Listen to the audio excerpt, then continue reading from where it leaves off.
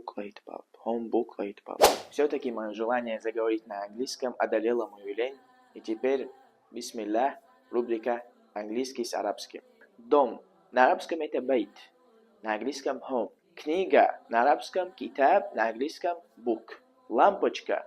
Не идея, а лампочка, которую включают. На арабском мисбах. На английском light bulb. Извиняюсь, если ошибаюсь в произношении. Братья англичане, исправляйте. Я только-только начинаю. Следующее слово это доска.